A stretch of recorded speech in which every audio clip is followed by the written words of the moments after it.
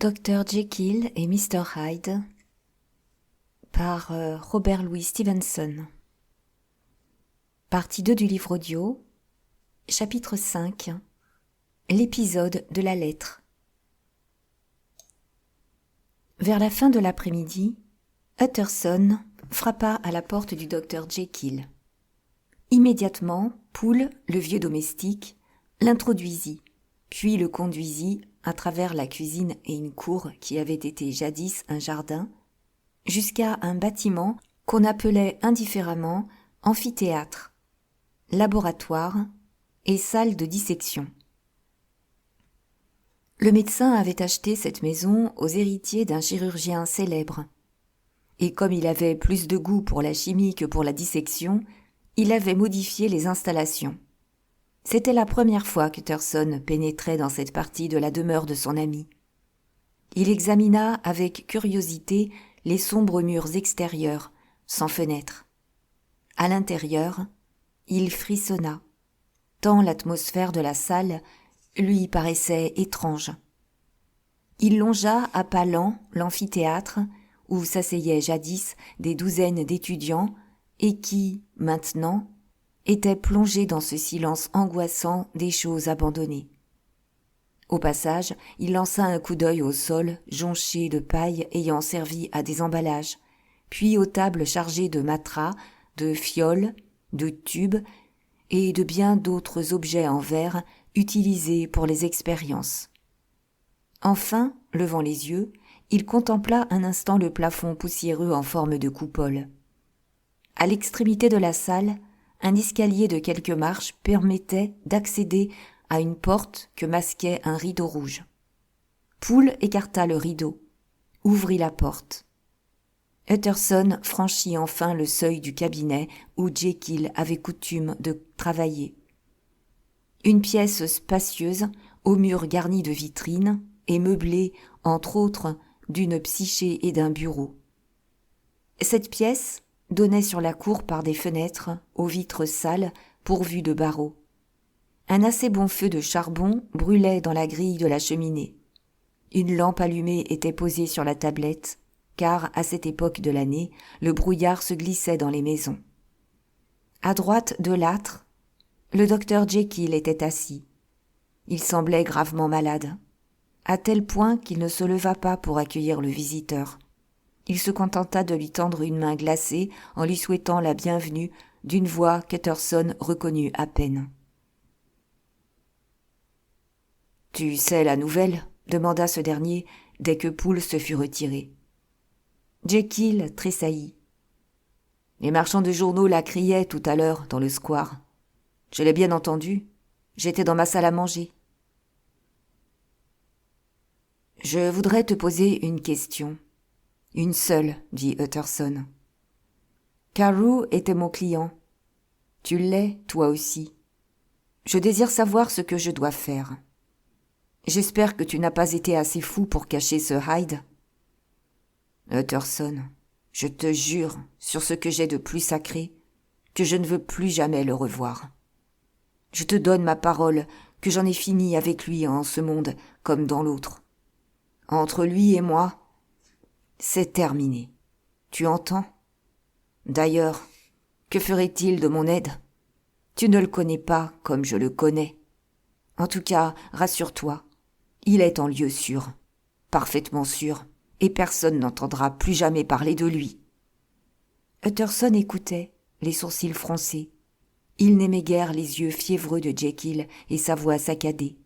« Tu sembles bien sûr de lui, » répondit-il. J'espère, dans ton intérêt, que tu as raison. N'oublie pas que, s'il y avait un procès, ton nom pourrait être prononcé. Je suis absolument sûr de Hyde. J'ai des raisons pour cela. Mais je ne peux les confier à qui que ce soit. Toutefois, il y a une chose sur laquelle tu pourrais me donner ton avis. J'ai reçu une lettre de Hyde. Je me pose et me repose la même question. Dois-je la remettre à la police? Je voudrais ton avis, Utterson. Je te connais. Tu as toujours été de bons conseils, et j'ai tellement confiance en toi. Tu crains, je suppose, que cette lettre ne permette à la police de le retrouver ? Pas du tout. Peu m'importe ce qu'il adviendra de Hyde, j'en ai fini avec lui. Je pense à ma propre réputation que cette détestable affaire a un peu entamée. Utterson réfléchit. Il était étonné par l'égoïsme avoué dont son ami faisait soudain étalage. Mais en même temps, cette attitude le rassurait. « Montre-moi la lettre, dit-il. » Jekyll la lui tendit. Une écriture droite, pointue, bizarre. Une signature. Edward Hyde. Nette, complète, et non un vague gribouillis. Quelques lignes seulement. Hyde disait à son bienfaiteur, le docteur Jekyll, dont il s'accusait d'avoir longtemps si mal reconnu les innombrables bontés, « Ne vous inquiétez pas à mon sujet. Mais, si ma sécurité était menacée, j'utiliserais pour m'échapper un moyen en lequel j'ai une confiance absolue. » L'avoué aimait assez cette lettre. Elle donnait une meilleure idée de l'intimité qui liait les deux hommes, et il se reprocha les doutes qu'il avait pu avoir. « Et l'enveloppe » demanda Utterson. « Hélas, j'ai commis une sottise. Je l'ai brûlée. Il n'y avait pas de cachet de la poste. La lettre avait dû être remise à Poole par un porteur. »« Me permets-tu de la garder jusqu'à demain ?» demanda Utterson. « Je désire, dit Jekyll, que tu agisses entièrement à ma place. J'ai perdu toute confiance en moi-même. Je vais voir ce que je peux faire. Maintenant, un mot encore. C'est Hyde, n'est-ce pas, qui t'a dicté le passage de ton testament relatif à ta mort ? » À cette question, Jekyll devint aussi pâle que s'il allait défaillir. Il serra les lèvres et répondit « oui » de la tête. « Je le savais, » reprit Utterson. « Il avait l'intention de t'assassiner. Tu l'as échappé belle. » « Le plus intéressant dans tout cela, » déclara le médecin d'un ton solennel, « c'est la leçon que j'ai reçue. » « Quelle leçon, Utterson ?»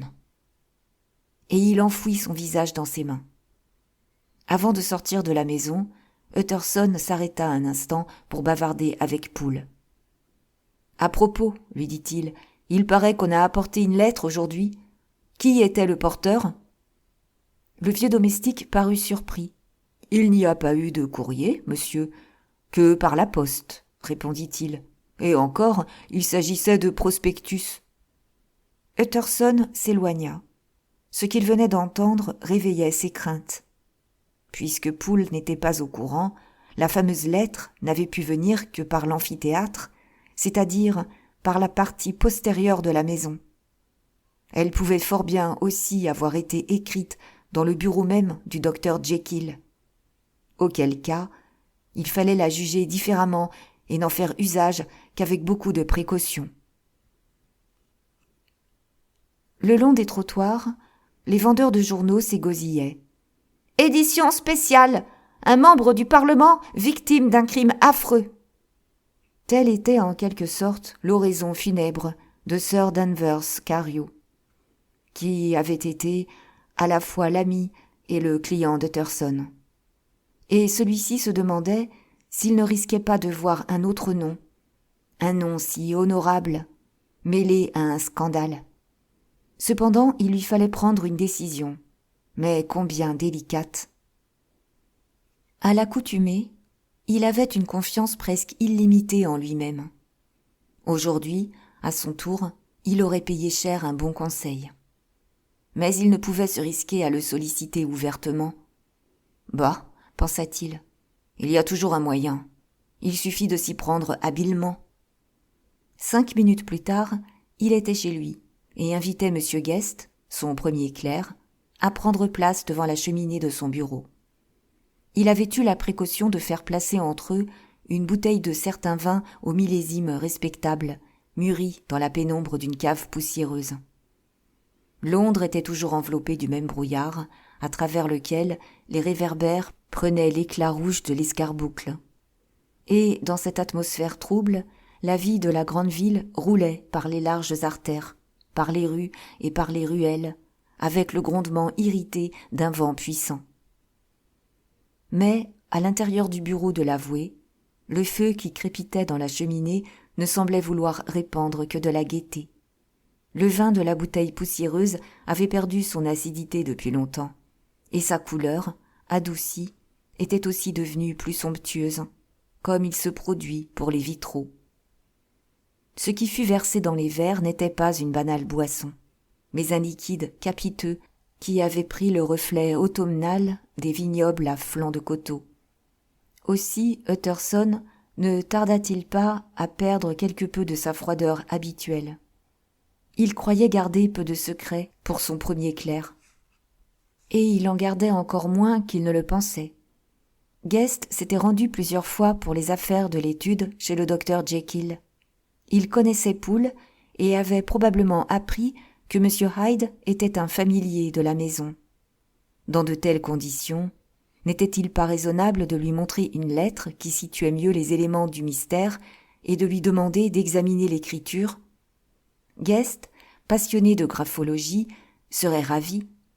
Et ce qui ne gâtait rien, le premier clerc était un excellent conseiller. Il ne lirait pas ce document singulier sans formuler au passage une remarque. qu'Utterson utiliserait, le moment venu, comme point de départ d'un plan d'action. « Je trouve bien tragique la mort de Sir Danvers Carew, dit l'avoué. N'est-ce pas votre avis, Guest ? Certainement, maître. L'opinion publique est bouleversée. L'assassin ne peut être qu'un dément. J'ai ici un document de sa main. J'aimerais savoir ce que vous en pensez. Cela entre nous, naturellement, car je n'ai encore rien décidé. Une affaire sinistre, Guest, très sinistre. Tenez, voici le document en question. C'est un autographe d'assassin. » Les yeux du clerc brillèrent. Il s'approcha de la lampe et scruta la lettre avec une attention soutenue. « Ce n'est pas une écriture de fou, dit-il à la fin, mais une écriture bizarre. Provenant, en tout cas, d'un auteur très bizarre, ajouta l'avoué. À ce moment, un domestique entra et remit une enveloppe à Utterson.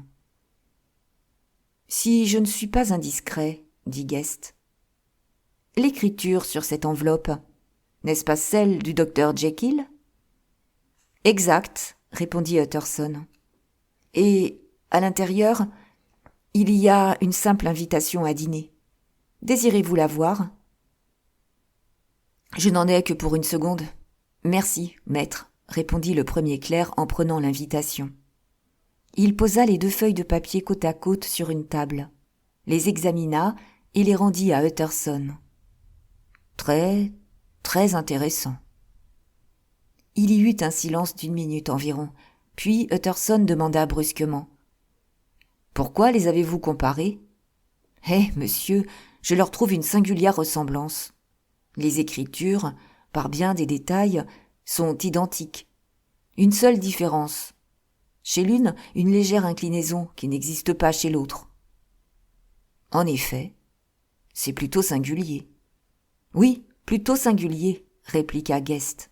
« Je souhaite, dit Utterson, que le silence le plus absolu soit gardé sur tout cela. »« Oui, maître, je comprends. » Ce soir-là, dès qu'il fut seul, l'avoué s'empressa d'enfermer la lettre signée Hyde, que Jekyll lui avait remise, dans son coffre-fort, d'où elle ne sortit plus jamais. En glissant la clé dans sa poche, il murmura « Est-il possible qu'il ait fait un faux en faveur d'un criminel ?» Et il crut que le sang s'arrêtait dans ses veines. Chapitre 6. Le docteur Lannion disparaît. Du temps passa. On proposa une récompense de plusieurs milliers de livres. La récompense était élevée, et la population ressentait l'assassinat de Sir Danvers Carew comme une offense personnelle. Pourtant, Hyde échappa à toutes les recherches. Aucun policier ne l'aperçut. C'était un peu comme s'il n'avait jamais existé. Cependant, petit à petit, on lui découvrit une existence exceptionnelle et terrible parmi des compagnons de sac et de corde. On parlait abondamment de son passé, on donnait sans preuve de son insensibilité et de sa violence. Mais nul n'avait la moindre idée de l'endroit où il se terrait. Du jour où il s'était éclipsé de la maison de Soho, personne n'avait plus rien su de lui. Et, les semaines s'accumulant, Utterson commença de se sentir de moins en moins inquiet. Selon lui, la mort tragique de Sir Danvers Carew n'était rien d'autre que le prix payé par la société pour que son monstrueux meurtrier disparût à jamais. Avec la disparition de cette influence diabolique, le docteur Jekyll commença une vie nouvelle.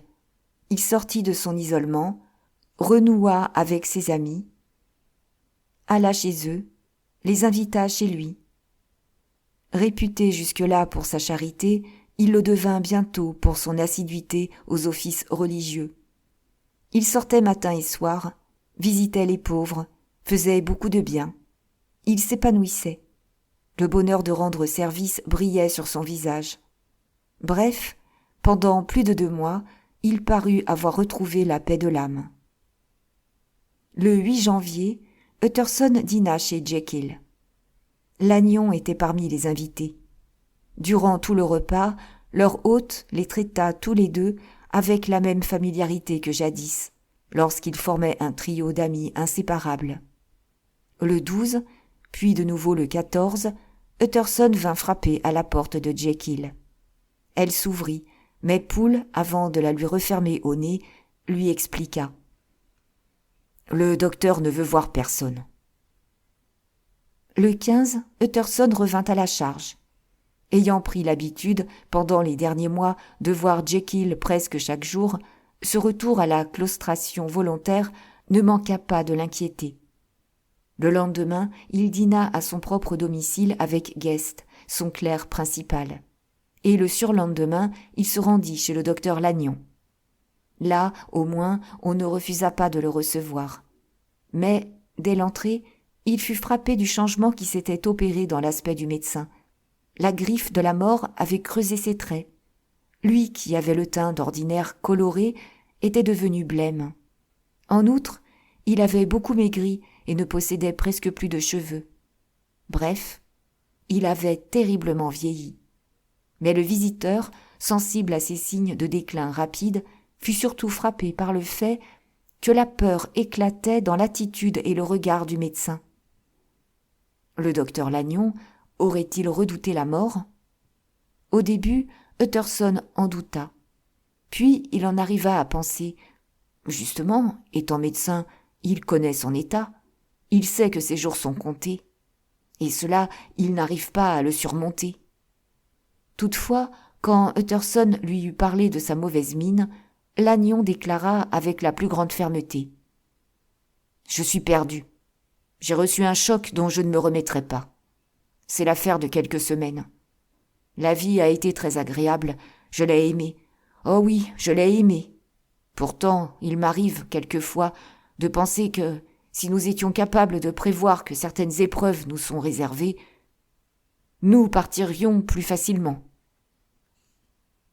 « Jekyll lui aussi est malade, » dit Utterson. « L'as-tu vu ?» Lannion, plus blême que jamais, leva une main tremblante, puis, d'une voix à la fois retentissante et mal assurée, « Je ne veux plus voir Jekyll. Je ne veux plus entendre parler de lui. J'ai rompu définitivement avec cet homme. Pour moi, c'est comme s'il était mort. Donc, je t'en prie, Utterson, pas un mot à son sujet. » L'avoué laissa passer un long silence avant de demander. « Ne puis-je rien faire ? Nous sommes 3 très vieux amis. Nous ne vivrons plus assez longtemps pour en avoir d'autres. »« Je n'y peux rien, Utterson, » répliqua Lannion. « Adresse-toi à lui. » »« Il ne veut pas me voir. »« Je n'en suis pas surpris. Après ma mort, Utterson, tu apprendras peut-être toute l'histoire. Tu sauras enfin ce qui est vrai et ce qui est faux. Moi, je dois me taire. Si tu veux que nous parlions d'autre chose, je suis avec plaisir à ta disposition. Cependant, fais bien attention. Mais si tu ne peux éviter ce maudit sujet, eh bien, va-t'en, car je ne peux le supporter. » Rentré chez lui, Utterson écrivit à Jekyll. « Pourquoi me fermes-tu ta porte ? Et pourquoi t'es-tu brouillé avec Lannion ?» Le lendemain, il reçut une longue réponse, souvent pathétique, parfois très sombre, embrouillée, assez mystérieuse. La rupture avec Lannion semblait définitive. « Je n'adresse aucun reproche à notre camarade, » disait Jekyll. « Mais je suis d'accord avec lui que nous ne devons jamais nous revoir. Désormais, j'entends mener une vie de reclus. Ne sois pas surpris et ne doute pas de mon amitié, si ma porte est si souvent fermée, même pour toi. Le chemin où je m'engage est obscur. Ne m'en fais pas le reproche.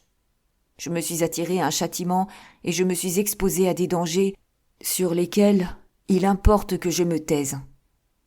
Je suis un grand pécheur, mais aussi une grande victime. Je ne pouvais imaginer qu'il y eût sur la terre un endroit où se cachaient des souffrances et des terreurs aussi inhumaines. Le seul moyen pour toi, Utterson, de m'aider à porter mon fardeau est de respecter mon silence. » Utterson était atterré. Délivré de Hyde, le docteur Jekyll était revenu à ses amis et à l'exercice de sa profession. On aurait juré qu'il se préparait une vieillesse calme et honorée. Puis, en un moment, tout, amitié, paix de l'esprit, prospérité, tout avait été anéanti comme dans un naufrage. Un changement si radical devait plonger ses racines dans la folie.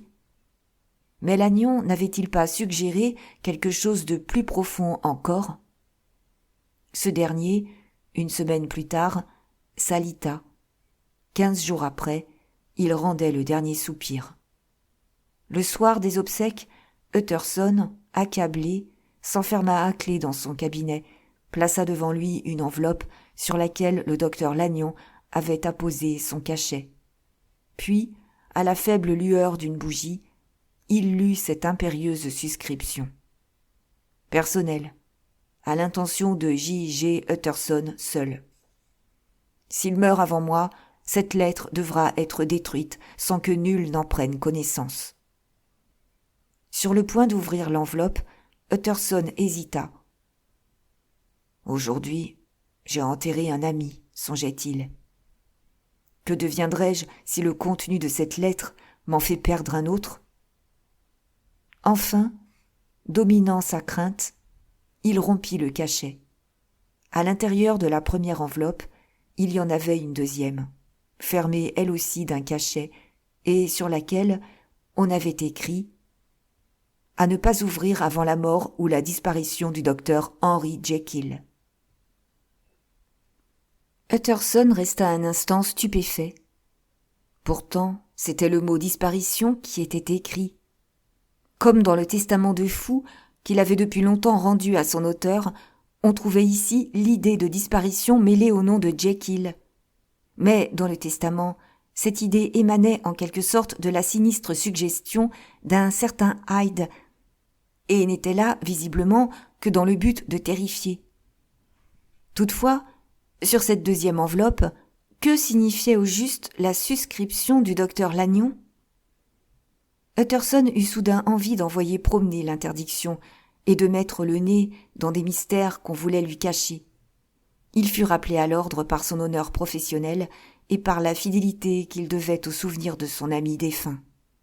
La lettre, sans avoir été décachetée, alla donc dormir dans le recoin le plus secret de son coffre-fort.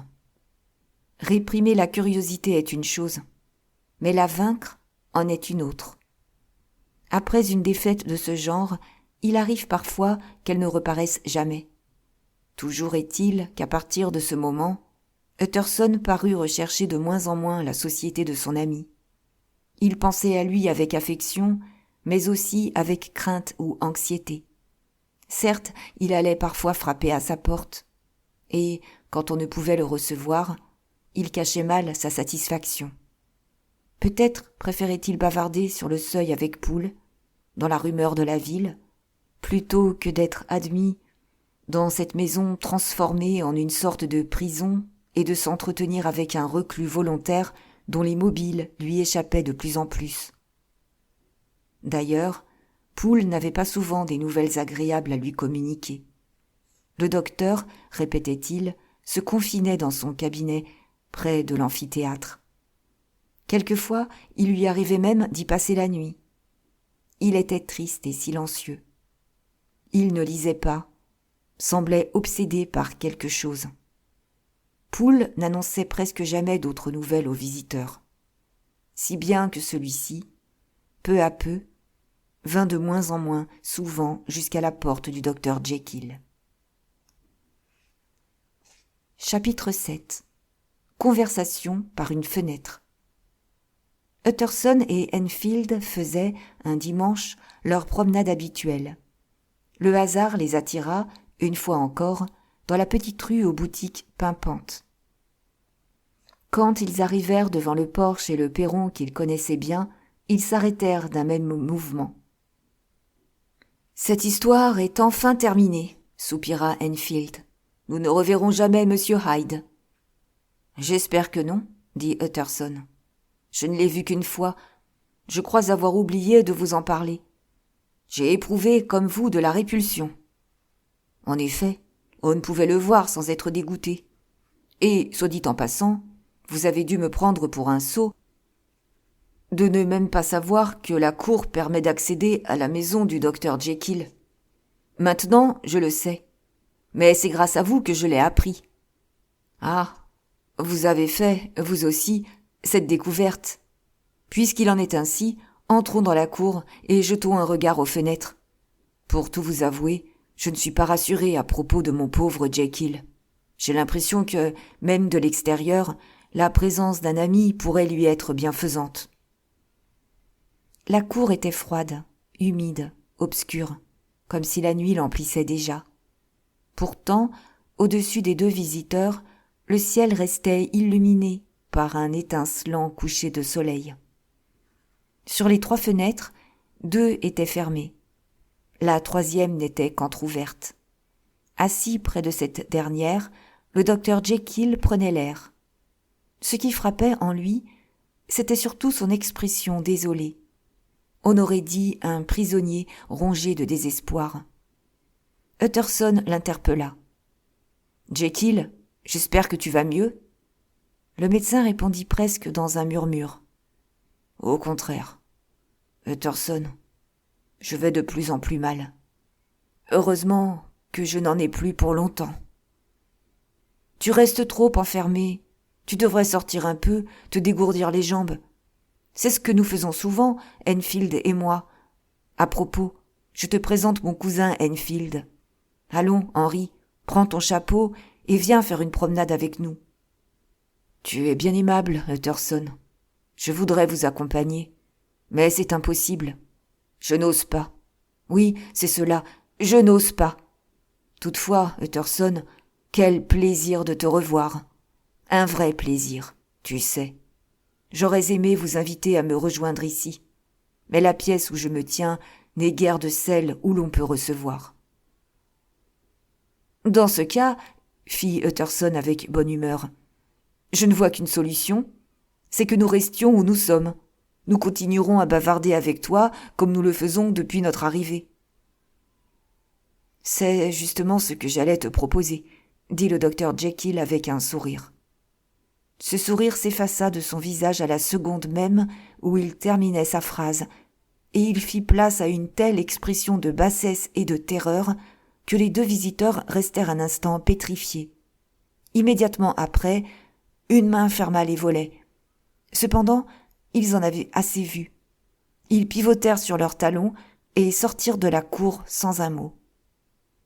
Ils marchèrent jusqu'à l'extrémité de la rue, puis ils s'engagèrent dans une autre artère où, même le dimanche, il y avait toujours un peu d'animation. Enfin, Utterson regarda son compagnon. Tous 2 étaient pâles, et il y avait, dans leurs yeux, la même épouvante. « Mon Dieu, gémit Utterson. Enfield, lui, secoua gravement la tête et continua de marcher sans desserrer les dents. Chapitre 8. La dernière nuit. Un soir, après dîner, Utterson était assis au coin de sa cheminée quand il eut la surprise de voir arriver Poole. « Eh bien, Poole, quel bon vent vous amène ?» demanda l'avoué. Puis, le regardant mieux, il ajouta « Auriez-vous des ennuis ? Votre maître serait-il plus malade ? Monsieur, il y a quelque chose qui ne tourne pas rond. Voyons, asseyez-vous et versez-vous un verre de vin. » Puis, calmement, posément, en prenant votre temps, dites-moi ce que vous désirez. Vous connaissez le docteur. Vous savez qu'il a des habitudes bizarres, qu'il lui arrive, par exemple, de s'enfermer. Eh bien, il vient de s'enfermer de nouveau dans son cabinet. Je n'aime pas ça, monsieur Utterson, et j'ai peur. Ah oui, j'ai peur. Je voudrais que vous soyez un peu plus précis, Poole. De quoi avez-vous peur ? J'ai peur depuis une semaine, reprit Poole, ignorant obstinément la question. Et je ne peux plus le supporter. Il était clair, à sa mine, qu'il ne jouait pas la comédie. Son attitude avait changé. Et, sauf à l'instant où il avait annoncé qu'il mourait de peur, il n'avait pas regardé Utterson en face une seule fois. Même maintenant, il restait immobile, les yeux fixés sur un coin de la pièce, l'une de ses mains serrant le verre de vin qu'il n'avait même pas porté à ses lèvres. « Je ne peux plus supporter ça, » répéta-t-il. « Je vois, Poole, » reprit Utterson, « que vous avez une bonne raison d'être bouleversé. Je vous crois quand vous m'assurez que quelque chose ne tourne pas rond dans la maison du docteur Jekyll. Mais de quoi s'agit-il exactement ? Essayez de me l'expliquer. »« Il me semble, monsieur, » répondit Poole d'une voix rauque, « qu'il y a là-bas une sorte de perfidie, de malhonnêteté, de trahison. »« Perfidie ?» s'écria l'avoué que la peur rendait irritable. « Quelle perfidie ? Qu'est-ce que cela signifie ? » « Je n'ose pas être plus précis, monsieur.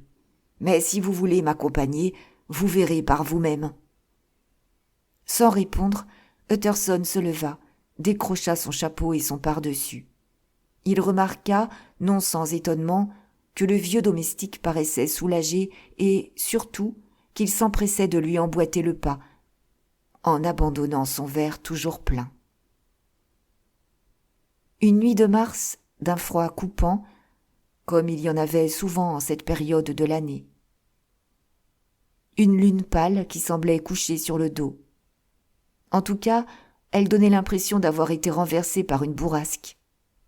Enfin, au ras du sol, les flocons transparents d'un brouillard sans cesse en mouvement. Le vent empourprait les visages et rendait toute conversation difficile. On aurait juré qu'il avait vidé jusqu'au dernier passant les rues voisines. En effet, Utterson voyait pour la première fois ce quartier de Londres aussi désert. Il l'aurait préféré plus animé, car jamais, au cours de son existence, il n'avait éprouvé un si grand désir de coudoyer ses semblables, de les sentir autour de lui. Il avait beau multiplier les efforts, il ne parvenait pas à chasser de son esprit le pressentiment d'une catastrophe. Le square, quand ils y parvinrent, n'était que vent et poussière. Les arbres, nus et flagellés, battaient des branches contre les grilles. Poole, qui précédait l'avoué depuis le départ, s'arrêta au milieu du trottoir, enleva son chapeau et, malgré le froid, s'essuya le front avec un mouchoir. Mais ce qu'il essuyait, c'était moins la sueur due à l'effort qu'il venait d'accomplir que la moiteur d'une angoisse trahie par la pâleur de son visage et le tremblement de sa voix. « Eh bien, monsieur, nous voilà arrivés. Dieu veuille qu'il ne se soit rien passé de grave. »« Amen, Poole, » dit l'avoué. Le vieux domestique s'approcha de la porte, frappa d'un index prudent. On ouvrit.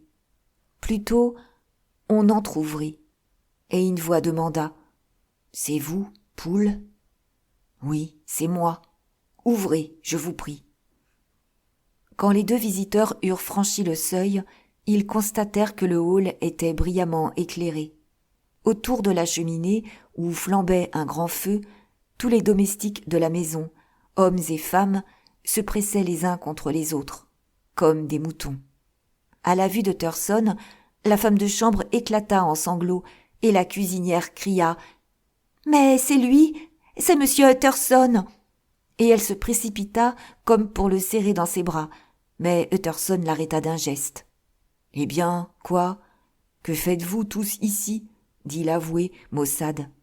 « Ils ont peur, » dit Poole. Après cette courte scène mouvementée, il y eut un silence. Personne ne protesta contre ce que Poole venait de dire. Seule la femme de chambre sanglota plus bruyamment. « Taisez-vous » lui ordonna Poole avec une rudesse sous laquelle il essayait de cacher sa propre nervosité. À vrai dire, quand la femme de chambre avait soudain redoublé ses sanglots, toutes les personnes rassemblées dans le hall avaient tressailli et s'étaient tournées vers la porte du fond, les yeux agrandis par la frayeur. « Et maintenant, » reprit Poole, en s'adressant à un gars de sauce d'une 12aine d'années, « va me chercher une bougie. Il faut tirer tout de suite cette affaire au clair. » Il pria Utterson de le suivre et l'entraîna vers la partie postérieure de la maison. « Faites le moins de bruit possible, » lui conseilla-t-il. « Je veux que vous entendiez sans qu'on se rende compte de votre présence. Et si, par hasard, il vous demandait d'entrer, surtout n'en faites rien. » Utterson fut si bouleversé de ces conseils qu'il faillit faire demi-tour. Mais il se ressaisit aussitôt et suivit le vieux domestique dans l'amphithéâtre toujours jonché de flacons et d'objets de toutes sortes, jusqu'au pied de l'escalier. Là, Poole lui fit signe de se placer à gauche de la plus basse marche et de tendre l'oreille. Lui-même posa sur le plancher la bougie qu'il tenait à la main, respira à fond, comme pour renforcer son courage, gravit les degrés et, d'un doigt assez hésitant, frappa contre le rideau rouge qui masquait la porte du bureau. « Docteur, » annonça-t-il, « il y a là monsieur Utterson qui désire vous voir. » Et, pour la deuxième fois, il invita Utterson à bien écouter. La voix qui répondit avait un accent plaintif. « Dites-lui que je ne suis pas en état de voir qui que ce soit. »« Très bien, docteur, » dit Poole. Il reprit la bougie, entraîna son compagnon à travers la cour et le poussa dans la vaste cuisine. La cheminée était éteinte. Des blattes grouillaient sur le sol. « Monsieur, » dit-il en plantant ses yeux dans ceux d'Utterson, « cette voix était-elle celle de mon maître ?»« En tout cas, elle a bien changé, » répliqua Utterson qui avait pâli, mais en rendant au vieux domestique regard pour regard. « Changé ?» répéta Poole. « C'est bien ce que je pense, moi aussi. Voilà 20 ans que je suis dans cette maison. Croyez-vous que je pourrais me tromper sur la voix de mon maître ? Non, monsieur Utterson, non. Ce n'est plus le docteur. C'est je ne sais qui. Le docteur a disparu. Plutôt, on l'a fait disparaître. Ça s'est passé il y a 8 jours, quand on l'a entendu supplier, appeler. Qui est à sa place maintenant dans le cabinet ? Et pourquoi celui qui l'a fait disparaître reste-t-il là ? Pourquoi ne part-il pas ? Cette affaire doit être éclaircie, c'est indispensable. Et s'il y a un coupable, il faut le châtier. C'est une bien étrange histoire que vous me racontez là, Poole, dit l'avoué en mordillant l'extrémité de son index. Supposons que vous ne vous trompiez pas, que le docteur Jekyll ait été assassiné. Qu'est-ce qui pourrait inciter l'assassin à rester dans ce cabinet ? Ce serait un défi au bon sens. Allons, Poole, reconnaissez que tout cela ne tient pas debout. « Vous êtes difficile à convaincre, monsieur Utterson, » répliqua le vieux domestique. « Mais j'y arriverai. Il faut que vous sachiez que toute la semaine dernière, l'être, je ne vois pas comment dire, qui est enfermé dans le cabinet, a crié nuit et jour pour réclamer une sorte de médicament qu'on ne lui apportait pas assez vite. Naguère, mon maître griffonnait quelquefois ses ordres sur des feuilles de papier qu'il glissait sous la porte. Toute cette semaine, je suis resté dans les parages. J'apportais les repas. Pour les prendre, on profitait des rares moments où j'avais le dos tourné. En revanche, que de feuilles de papier. Elles se succédaient à une cadence vraiment infernale. Chaque jour, c'était des ordres, des contre-ordres, à n'en plus finir. J'ai couru ainsi chez je ne sais plus combien de pharmaciens. Toutes les fois que je revenais, un nouveau papier avait été glissé sous la porte. On me disait que le médicament n'était pas pur. On me suppliait de courir tout de suite chez un autre pharmacien. Quant au médicament, j'ignore ce qu'on peut en faire. Mais on semble en avoir un besoin très impérieux. Avez-vous gardé l'un des papiers ? Poole tira d'une de ses poches une sorte de chiffon. Utterson le défroissa, l'examina à la lumière d'une bougie. « Le docteur Jekyll, lut-il, présente ses compliments à messieurs Moe. Il tient à leur faire savoir que leur dernier échantillon est impur, donc inutilisable pour l'usage auquel il était destiné. En 18. Le docteur Jekyll vous a acheté une assez grande quantité de ce produit. Il désire que vous lui fassiez parvenir le même produit et, surtout, de la même qualité. Peu lui importe le prix. Veuillez considérer que ledit produit est pour lui d'une importance capitale. Oui, capitale. Jusque-là, l'écriture était normale. Puis, brusquement, la plume s'écrasait et le post-scriptum, barbouillé de taches d'encre, était difficile à déchiffrer. « Pour l'amour de Dieu, donnez-moi satisfaction et faites diligence !» Utterson murmura. « Étrange, très étrange. » Puis, relevant la tête, « Mais dites-moi, Poole, comment se fait-il que ce billet soit en votre possession ?»« C'est l'employé de chez Moe qui me l'a presque jeté à la figure tant il était en colère. » expliqua le vieux domestique. Pas le moindre doute au sujet de l'écriture. C'est bien celle du docteur Jekyll, n'est-ce pas ? Je le pensais, répliqua le vieux domestique d'un ton assez maussade.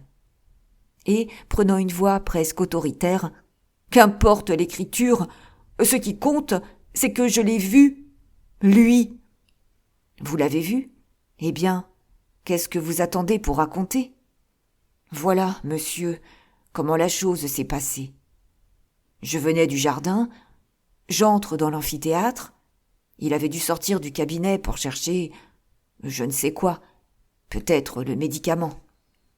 Toujours est-il qu'il fouillait à droite et à gauche, et qu'à ce moment-là, il se trouvait à l'autre bout de la salle. Dès qu'il m'entendit, il poussa des cris aigus, gravit l'escalier en 2 ou 3 bonds, et disparut dans le cabinet. Je ne fis que l'apercevoir. Mais les cheveux se dressèrent sur ma tête. Monsieur Utterson, si cet homme est mon maître, pourquoi porte-t-il un masque ? Pourquoi pousse-t-il des cris de rat ? Pourquoi s'est-il enfui à mon premier mouvement pour le rejoindre ? Je l'ai servi assez longtemps pour estimer que... Le vieux domestique s'arrêta et se passa la main sur le front. Tout cela me paraît bien singulier, commenta Utterson. Cependant, il me semble que je commence à voir clair. Votre maître souffre évidemment d'une de ces maladies qui torturent, déforment le malade et le condamnent à fuir ses semblables. De là, chez votre maître, ce besoin furieux de certains médicaments dont il attend la guérison. Le pauvre, pourvu qu'on ne l'ait pas trompé. Voilà donc mon explication, Poole. Elle est triste et assez effrayante si l'on y songe. Mais au moins, elle est simple et naturelle. Elle s'accorde avec les événements et nous invite à écarter toute inquiétude excessive. Le vieux domestique était devenu livide. Mais, monsieur Utterson, l'homme que j'ai vu n'est pas mon maître. Après un coup d'œil méfiant aux quatre coins de la cuisine, il reprit à mi-voix. « Mon maître est de haute taille, bien bâti. L'individu dont je vous parle est une espèce de nain. » Utterson esquissa une moue sceptique. « Allons, Poole, vous n'exagérez pas un peu ?»« Non, monsieur, » protesta le vieux domestique. « Depuis 20 ans que je le sers, je connais bien mon maître. Je sais que sa tête atteint presque le haut de la porte de son cabinet. Non, monsieur, l'individu qui portait un masque n'a jamais été le docteur Jekyll. Dieu seul sait ce que c'était. Mais ce n'était pas le docteur Jekyll. Je suis convaincu qu'un meurtre a été commis. » « Si telle est votre conviction, Poole, » interrompit l'avoué, « il va falloir que je fasse une vérification sur les lieux mêmes. J'aurais voulu respecter la vie intime de votre maître, mais si le billet dont j'ai pris connaissance il y a 5 minutes m'incline à penser qu'il est toujours vivant, il ne m'en donne pas la certitude absolue. Il est donc de mon devoir de faire enfoncer la porte. »« Ah, monsieur Utterson !» s'exclama Poole, « voilà qui est parlé. » « Reste un problème. Cette porte, qui l'enfoncera ? » ?»« Vous et moi, monsieur, » dit Poole d'une voix ferme. « Entendu, Poole. En ce qui vous concerne, je m'arrangerai pour que cela ne vous cause aucun ennui. » Il y a dans un placard de l'amphithéâtre une hache. Je m'en servirai. Vous, monsieur, prenez le gros tisonnier que vous voyez là, dans la cheminée de la cuisine. Utterson alla chercher le tisonnier et revint en le soupesant. « Savez-vous, Poole, dit-il, que nous allons nous mettre tous les deux dans une situation qui n'est pas sans péril ? C'est bien mon avis, monsieur. Il convient alors que nous soyons francs l'un envers l'autre. Nous en pensons bien plus que nous n'en avons dit. Vidons entièrement notre sac. Ce nain masqué que vous avez vu, avez-vous eu l'impression de le reconnaître ? Vous savez, monsieur, il courait vers l'escalier et il était si courbé que je l'apercevais à peine. Bien sûr, je ne peux jurer de rien. Mais si vous me demandiez « Était-ce monsieur Hyde ?» eh bien, je crois que je vous répondrais « Oui, monsieur, c'était lui. » À peu près de la même taille, la même agilité. Et puis, qui d'autre aurait pu entrer dans la maison par la porte de derrière, celle de l'amphithéâtre ? Enfin, si vous vous souvenez, il avait encore la clé sur lui au moment du meurtre. Mais ce n'est pas tout. Avez-vous jamais rencontré monsieur Hyde ? Oui, une fois, répondit Utterson. Je lui ai même parlé.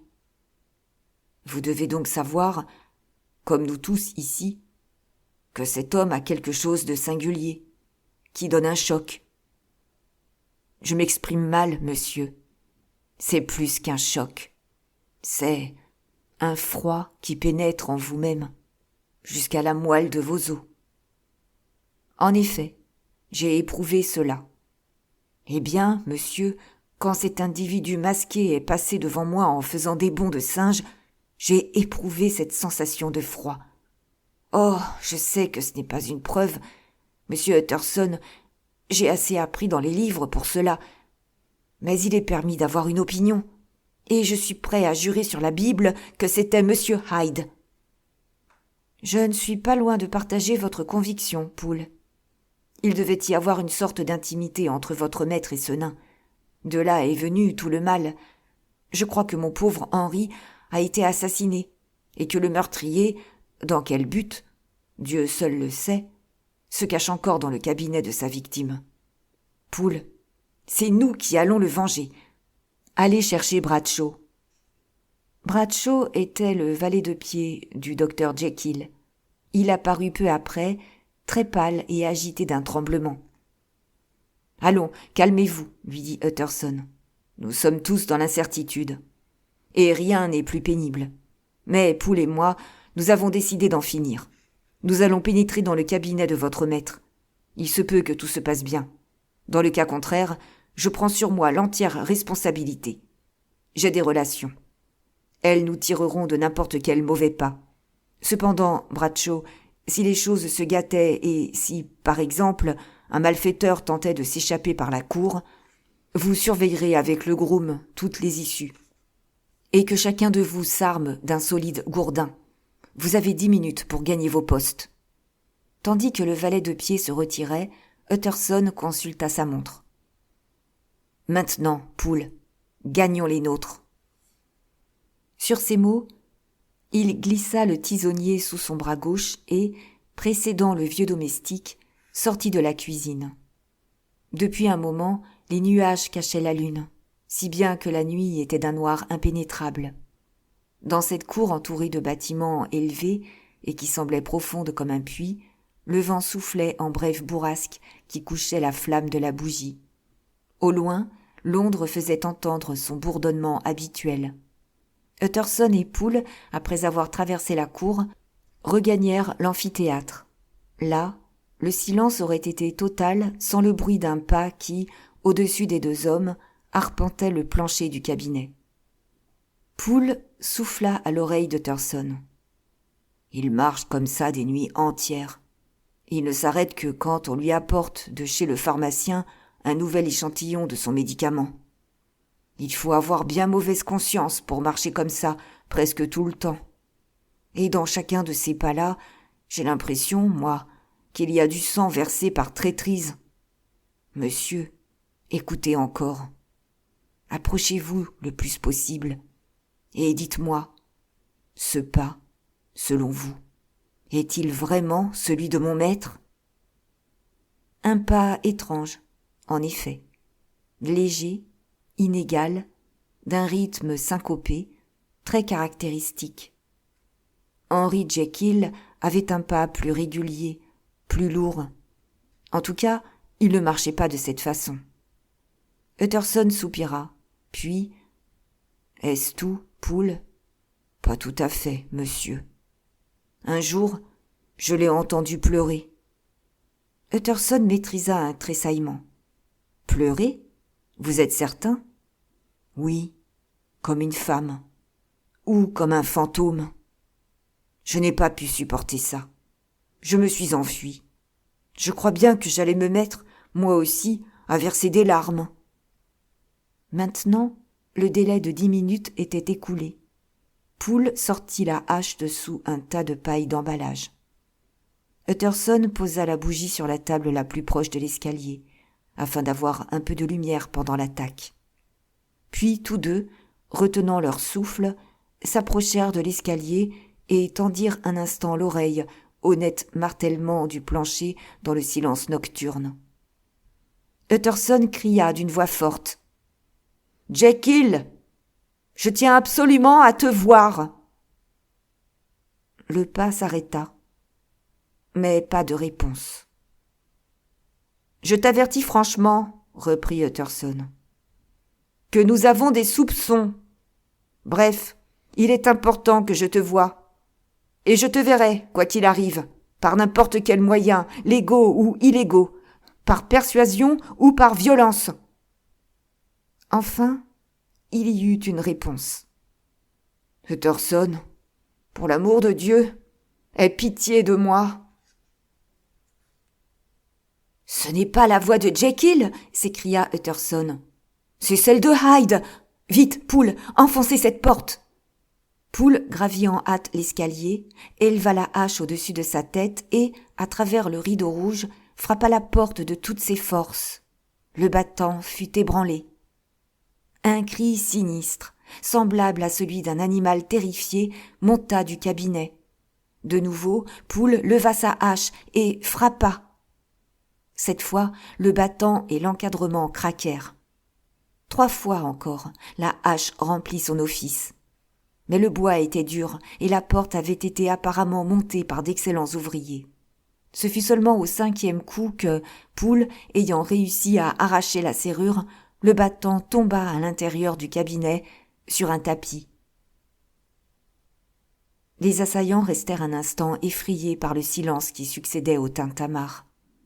Ils reculèrent d'un pas et plongèrent leur regard à l'intérieur du cabinet. La pièce n'était éclairée que par une lampe. Un bon feu flambait dans la cheminée et la bouilloire chantait son refrain. Le bureau, dont 2 ou 3 tiroirs étaient restés ouverts, disparaissaient sous des papiers assez soigneusement rangés.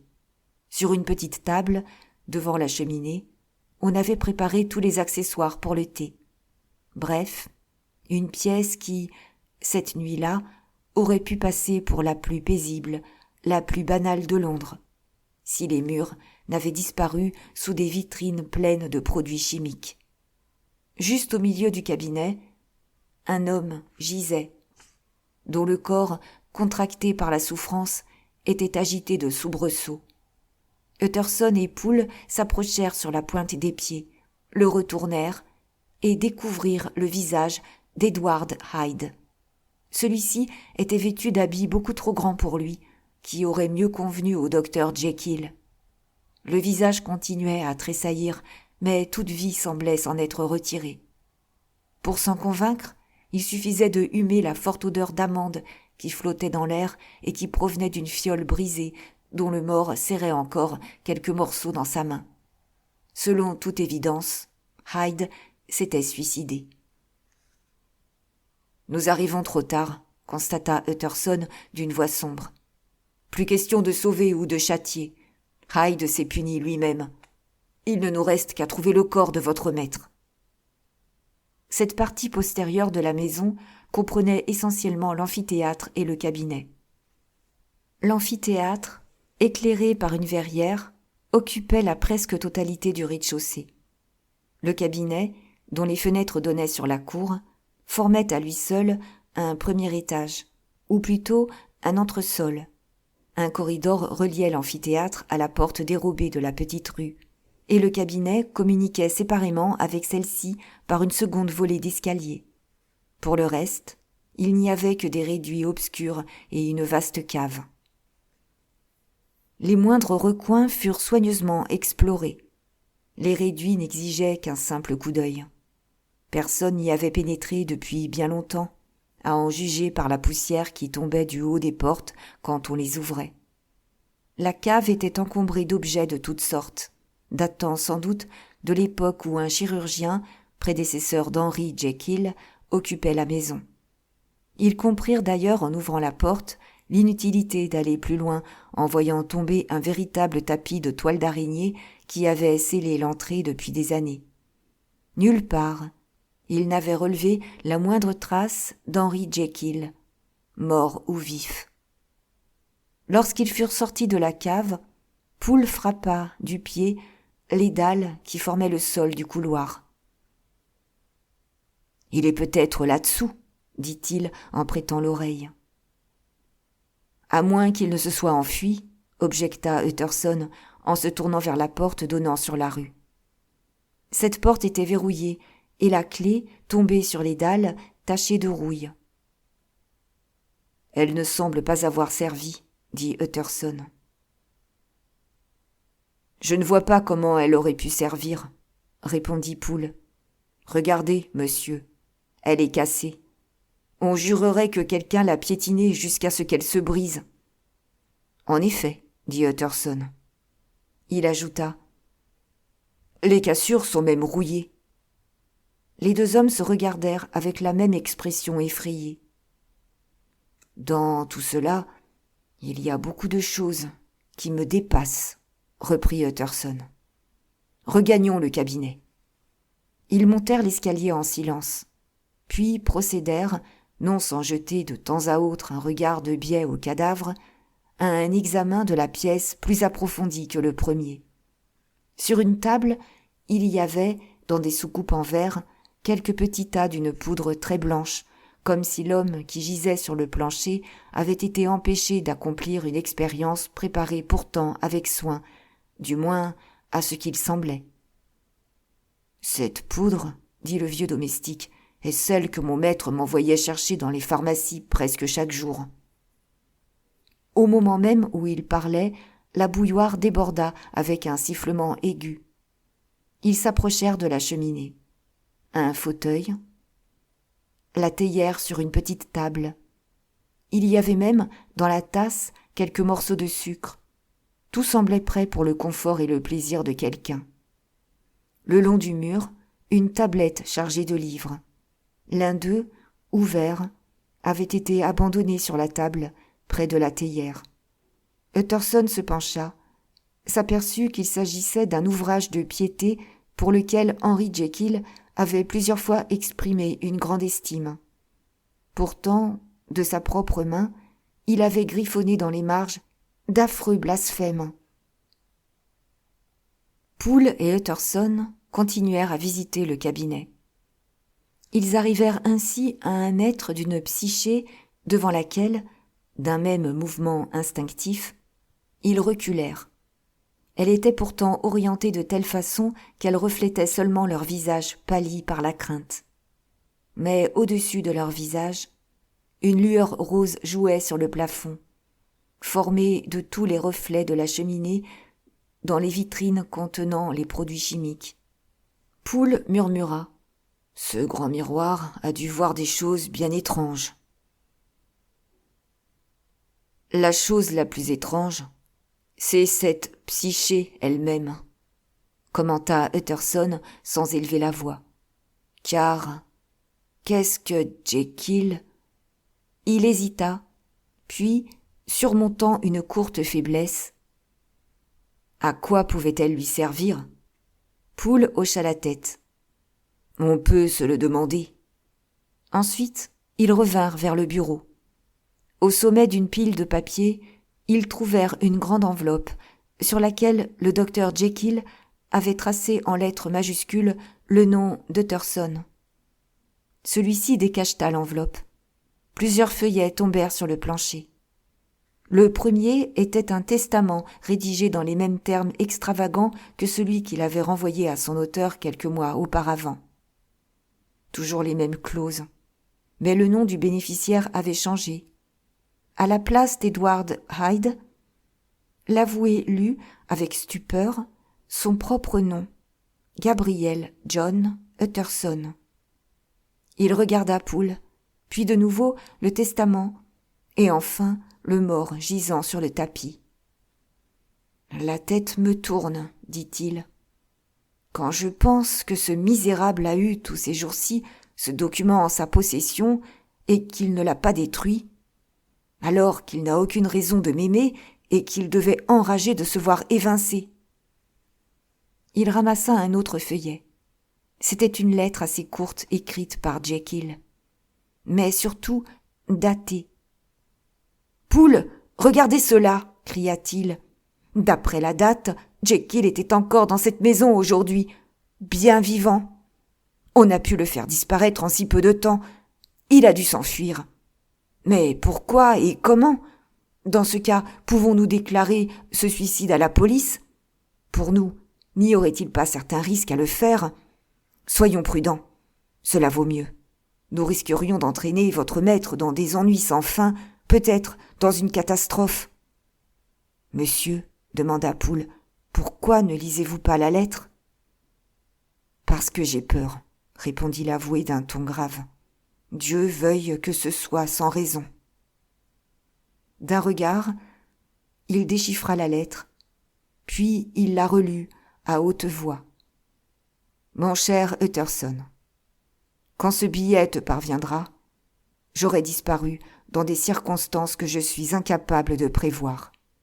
Je n'ai pas le don de double vue, mais mon instinct et la situation indescriptible où je suis plongé me persuadent que ma fin est inévitable, et sans doute très proche. Je te prie de lire d'abord le récit que Lannion m'a assuré t'avoir remis. Ensuite, si tu veux en savoir davantage, il ne te restera plus qu'à prendre connaissance de la confession de ton méprisable et malheureux ami.